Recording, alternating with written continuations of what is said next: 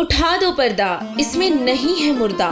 ये शब्द सुनने में तो महज आम शब्दों की तरह लगते हैं, पर ये अमृत से भरे वो शब्द हैं जिन्होंने भगत समाज अर्थात परमेश्वर की प्यारी आत्माओं को बहुत प्रभावित किया है। तो चलिए अब आपको रूबरू करवाते हैं इन शब्दों के पीछे के रहस्य से कि ये शब्द क्यों, कब और किस वजह से बोले गए होंगे। इससे पहले कि हम आगे बढ़े, ऐसे न्यूज की इस खास पेशकश में आपका स्वागत है। दोस्तों, सन 1398 विक्रमी संवत 1455 ज्येष्ठ मास सुदी पूर्णमासी को परमेश्वर कबीर जी इस धरती पर अवतरित हुए। जी हाँ, कबीर जी एक प्रसिद्ध कवि, संत व जुलाहे की भूमिका करने वाले वो महान संत जो 120 वर्ष तक इस धरातल पर अनेकों लीलाएं करते हुए सभी जीवात्माओं को बहुत कुछ सिखाकर सहशरीर अपने निज घर सतलोक को प्रस्थान किया था। आज का दिन 12 फरवरी इतिहास का वो अविस्मरणीय दिन है जिस दिन हिंदू तथा मुसलमान दोनों की आंखें नम थी। जिस विषय में गरीबदास जी महाराज जी ने कहा है, कीन्हा मगर पियाना सदगुरु, कीन्हा मगर पियाना हो, दोनों दीन चले संग जाके, हिंदू मुसलमाना हो। दोस्तों, हमारे पिछले बहुत से एपिसोड्स में हमने आपको कबीर परमेश्वर जी के परमात्मा होने के अनेकों प्रमाण दे रखे हैं। कबीर परमेश्वर जी वो महापुरुष हैं जिन्होंने धरती पर अवतरण की एक विशेष लीला के साथ शुरुआत की थी। तो चलिए अब आपको उस पूर्ण परमेश्वर जी के इस पृथ्वी से सहशरीर सतलोक जाने वाले उन आखिरी पलों की एक झलक बताते हैं। इस दिन परमेश्वर कबीर जी ने कुछ विशेष लीलाएं की, जैसे प्रभु कबीर जी का मगहर से सहशरीर सतलोक गमन तथा सूखी नदी में नीर बहाना। उसके बाद इस भ्रम को भी तोड़ने के लिए कि जो मगहर में मरता है वो गधा बनता है और जो काशी में मरने वाला स्वर्ग जाता है। बंदी छोड़ कहते थे कि सही विधि से भक्ति करने वाला प्राणी चाहे वो कहीं पर भी प्राण त्यागे, वो अपने सही स्थान पर ही जाएगा। उन अज्ञानियों का भ्रम निवारण करने के लिए कबीर परमेश्वर जी ने कहा कि मैं मगहर में मरूंगा और कहा कि सभी ज्योतिषी देख लेना कि मैं कहाँ जाऊंगा, नरक में जाऊंगा या स्वर्ग से भी ऊपर सतलोक में। कबीर साहिब जी ने काशी से मगहर के लिए प्रस्थान किया। बीर सिंह बघेला और बिजली खां पठान ये दोनों ही सदगुरु के शिष्य थे। बीर सिंह ने अपनी सेना साथ ले ली कि कबीर साहिब जी वहां पर अपना शरीर छोड़ेंगे और इस शरीर को लेकर हम काशी में हिंदू रीति रिवाज से अंतिम संस्कार करेंगे। यदि मुसलमान नहीं माने तो लड़ाई करके शव को लाएंगे और सेना भी साथ ले ली। और उधर से बिजली खां पठान को पता चला कि कबीर साहिब जी यहाँ पर आ रहे हैं। बिजली खां पठान ने सदगुरु तथा सर्व आने वाले भक्तों तथा दर्शकों की खाने तथा पीने की सारी व्यवस्था की और कहा कि सेना तुम भी तैयार रहो, हम अपने पीर कबीर साहिब जी का यहाँ पर मुसलमान विधि से अंतिम संस्कार करेंगे। कबीर साहिब जी के मगहर पहुँचने के बाद बिजली खां पठान ने कहा कि महाराज जी स्नान करो।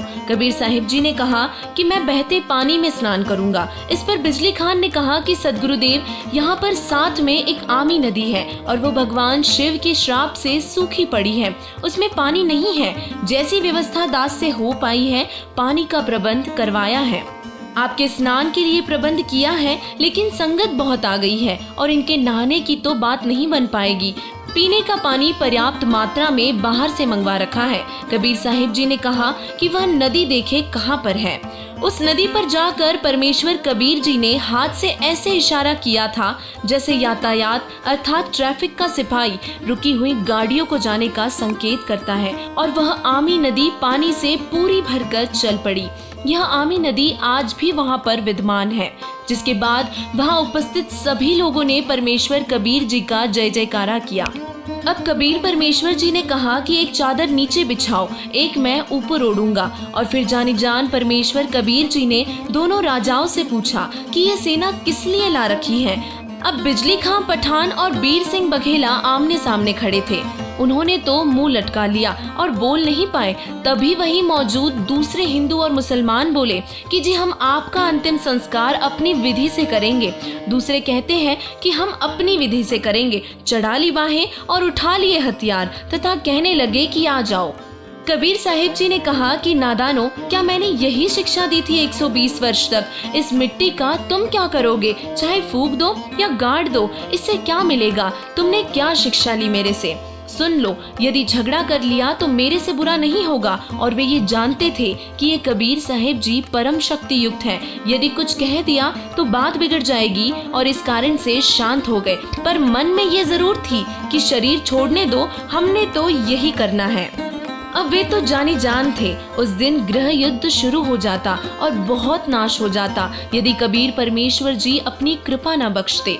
कबीर साहिब जी ने कहा कि मेरा अंतिम आदेश सुन लो और मानो। इसमें जो भी वस्तु मिले उसको आधा आधा काट लेना, परंतु लड़ना मत।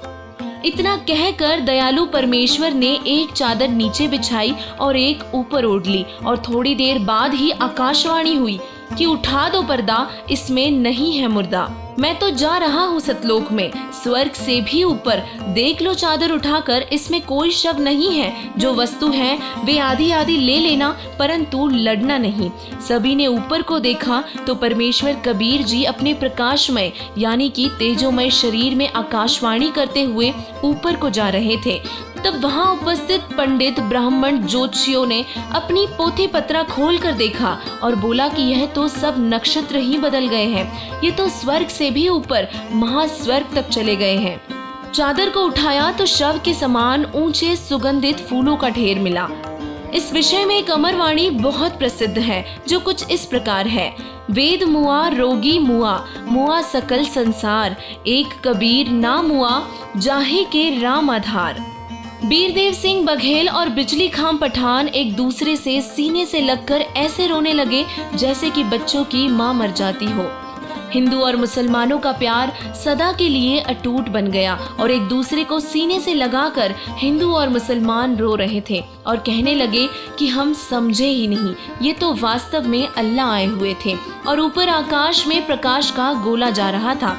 दोनों धर्मों हिंदू तथा मुसलमानों ने एक एक चादर तथा आधे आधे सुगंधित फूल लेकर 100-100 फुट के अंतर पर एक एक यादगार भिन्न भिन्न बनाई जो कि आज भी विद्यमान है।